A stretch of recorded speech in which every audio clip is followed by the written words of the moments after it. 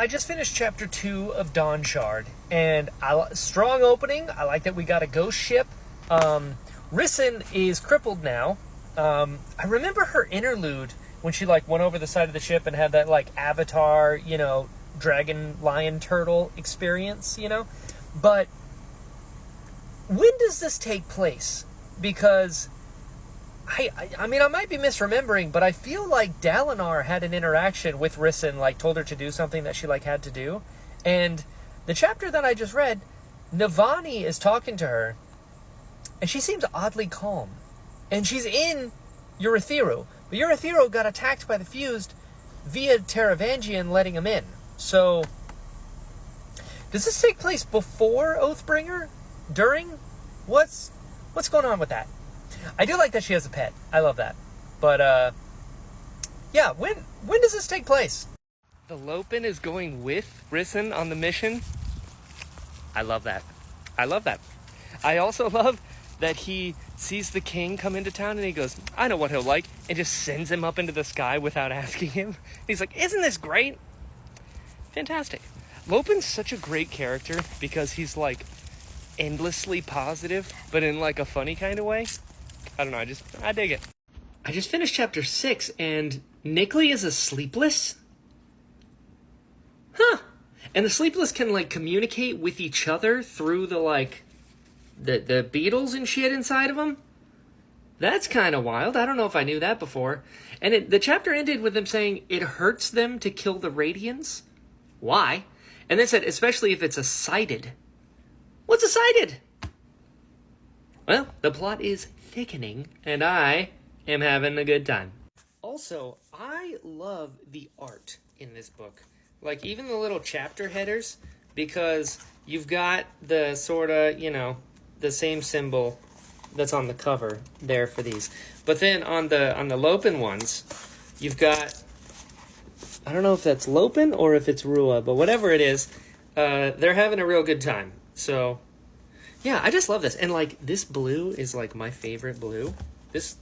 Aesthetically, this is just a beautiful book. So I finished chapter 9, and listen, if I'm on a ship where everyone is superstitious, and then I see a dead Xanthid, after we've already had bad omens, the ship pet is gone, weather's not good, things have not been great, and then I see a giant Xanthid, and it's dead, and you're like, oof. Well, hold on, maybe it wanted us to see it because, whatever I need to try and bend the story to where this isn't a bad thing, this is a good thing. Let's go give it a funeral. And then the guys start moving the body, and it turns into a bunch of Kremlings. I think I would just go home. I think I'd be like, okay, you know what? That actually is a bad omen. Let's dip. That sucks so bad. Pun intended, really took the wind out of the sails on that one. I was like, ugh. I guess this is a bad omen. That'd be rough. The moment where Rissyn's wheelchair floats and she realizes she's mobile again, that was beautiful. And then Lopen being like, you deserve this. Like, I love that. It's so beautiful. And also, I realized in this chapter that Rua, the Lopen Spren, reminds me a lot of Morph from Treasure Planet, which is my favorite Disney movie of all time, tied with Hercules. But, yeah, I was thinking, like, Rua's like his little Morph, and I love that. But then, I just realized just now that the ship is named the Wandersail, which is the name of the same ship of the story that Hoyd told to Kaladin. So why is that? Where's that connection? Again, I feel like all of my videos when I mention Hoyd are like, Hoyd! Huh? Hoyd? Hoyd? And this is another one of those moments. He mentioned the Wandersail. Has he sailed on this ship before? Or is this ship really important for some reason? I don't know. So I'm on chapter 13, and listen, Nickley tried to frame Cord with little, leaves to be like, oh shit, stuff's going on, but Rissyn immediately saw through it and had him arrested. Pretty great. I love that Lopen has a Bridge 4 hand, and he calls his Radiant hand, the one that grew back, and Lopen being on the deck and like sticking people's feet to the deck and jumping over and saving people and all that stuff. And what were those shadow things in the water? That feels important. Very interested in that. But they get onto the beach and Chiri Chiri dives off and just runs away. So I wonder what that means.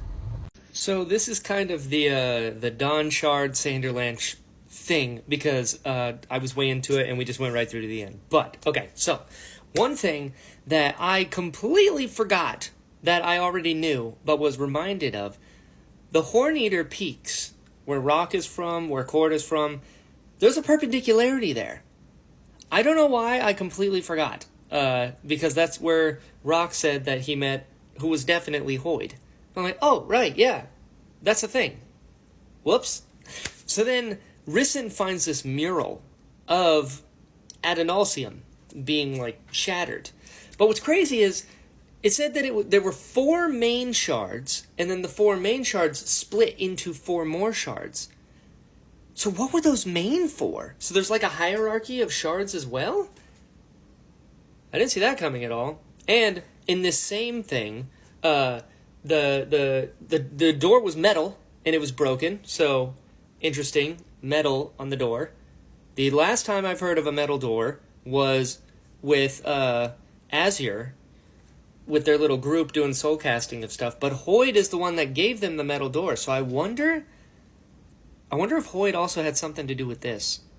So there was that. There were Parshendi skulls with their eyes burned out, and a set of shard plate, and multiple soul casters, which is actually kind of a crazy treasure trove in the grand scheme of things. But there were the burned out eyes of these carapace skulls, and then there's the shard plate. So was the original guardian someone who wore the shard plate, and then they killed the Parshendi singers, whatever they're called now? How does that come into play? Interesting. Something left the mural and went into Rissyn, and that was the Dawnshard. Yeah, whatever that is. And so Kremlings eat Stormlight, or they like take Stormlight away, which is really interesting. Lopen broke his leg. That sucked, but he's cool now. So the Sleepless want to be left alone. The Sleepless I'm now super interested in, because they're kind of like not a part of things, or they don't want to be a part of things. They just want to be left alone on Akina, which was interesting. Cord, Rock's daughter, mentioned that her dad used the shard bow, and how that was like a really big deal. So I'm interested to learn more about that, assuming I don't already know it and have forgotten it. Huyo beating Lopen to the third idea was hilarious. The fact that he turned his weapon into a shard hammer, I don't know why that didn't cross my mind before. That's awesome. That is awesome. I like that a lot. But then Nickley mentioned that the Sleepless aren't native to Roshar either. So why are they on Roshar? And the humans also aren't from Roshar. I know that now. So why did the Sleepless and the humans come to Roshar? And where were they before? Very interesting. Chiri Chiri showing up and doing her little like Simba roar at the 3 Sleepless. That was pretty good. And so Dawnshards. So the Dawnshard was in the mural, which, why? But it went into Rissyn in her head. And now she is the Dawnshard, or a Dawnshard. But a Dawnshard is a command or will of a god. And there were 4 primal commands that created all things. And those are the same things that were used to shatter Adonalsium. I feel like I need a map. And then so Great Shells bond with Luxspren. They like need to. That's their thing. And now, why is Chiri Chiri so rare? Because they mentioned there's like very few of what she is. I don't know, I just thought that was really interesting. And then they come up with the deal at the end. I did like this idea. I'm going to do the full review. I like the idea that they came to like an agreement of let us live and we'll teach you to be human. And the fact that the Sleepless aren't actually their enemies? Very interesting development. Though part of the deal said that Rissyn can never become a Radiant. Which, you know, cool, she's a Dawnshard now, whatever that means. But it also kind of sucks because if she did become a Radiant, she might, like, her legs might heal? Perhaps? I feel like they would, because Lopin's arm grew back. So maybe that's the thing. But I'm wondering, why are the Sleepless protecting the Dawnshard now? Because it was, I'm guessing, the Parshmen, because the body's there. But now the Sleepless took over the Watch. Why are they protecting it? I mean, he said that he wants to save lives, ultimately. But why do they want to save lives? Like, what's the motivation here? Cord talking about going to war to learn how to fight after she put the shard plate on, that was pretty cool. I'm interested to see how Rock feels about his daughter having shard plate. We'll see how that goes. But yeah, so Rissyn is a Dawnshard now. I'm very curious as to what exactly that means. And they said that the Sleepless is going to be, like, watching her forever now, because they're, like, guardians of the Dawnshard. But now she's the guardian of the Dawnshard, so they're guardians of her, who's the Dawnshard, I guess. I did really like Lopin, again, with the third ideal, accidentally said it. But he came to this realization of, like, his jokes hurt his friends' feelings sometimes. And he's like, oh, I'm just, like, kidding. And they're like, no, it really does hurt our feelings. And he's like, oh. And, like, had to super self-reflect. I don't know, I just thought that was a cool moment. And I like that Rua now can turn into a dagger and, like, cool things. But, yeah, that was good. That was real good. Full review coming next. All right, I have finished Dawnshard, so let's talk about it. First things first, and having nothing to do with the story, I think this is my favorite cover of any Brandon Sanderson book to date. Something about the type of blue, the little, you know, cheery thing on the cover, the little art on the chapter heads. 10 out of 10. Aesthetically, just looking at it, absolutely love this. So good. For the story, I really liked it. It did confuse me. I'm not going to lie. I got real confused with the time jump. Because Rissyn, I remembered Rissyn in Thalina City, I believe. Thalen City. And somebody was like, hey, you need to go do this. And she was like, shit, like going through stuff, if I remember correctly. But I was like, wait, hold on. And now she's on a boat? And things seem kind of calm? And the Lopin's going with her? Okay. Right? So that confused me a little bit, but I caught up pretty quickly. I also think it's very cool that there's a character who is paraplegic. Is that the word?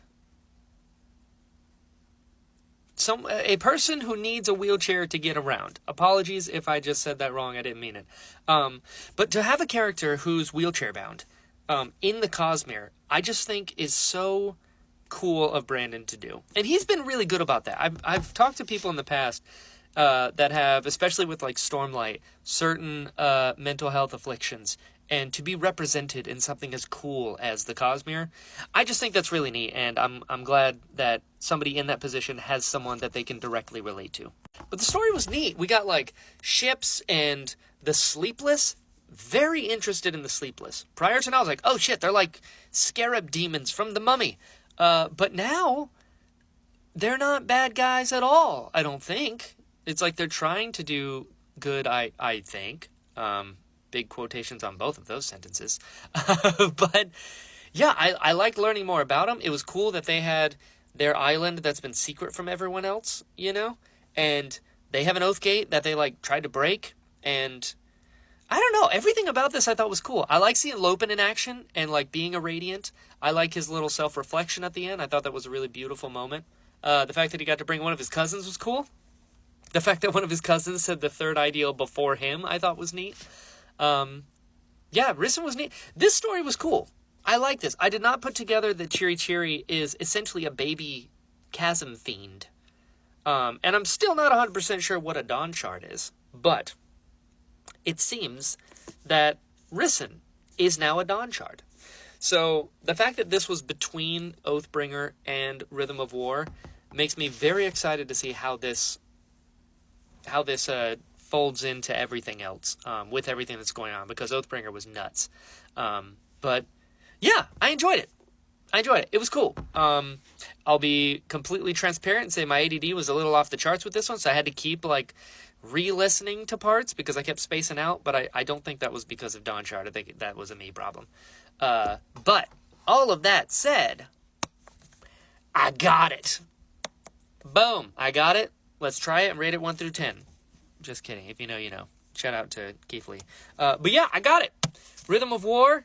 We're about to dive in. I'm a little bummed out that the mass market paperback for Wind and Truth is TBD. And I saw that the paperback is coming out. I looked it up last night. The paperback for Wind and Truth comes out like April of next year, which is crazy.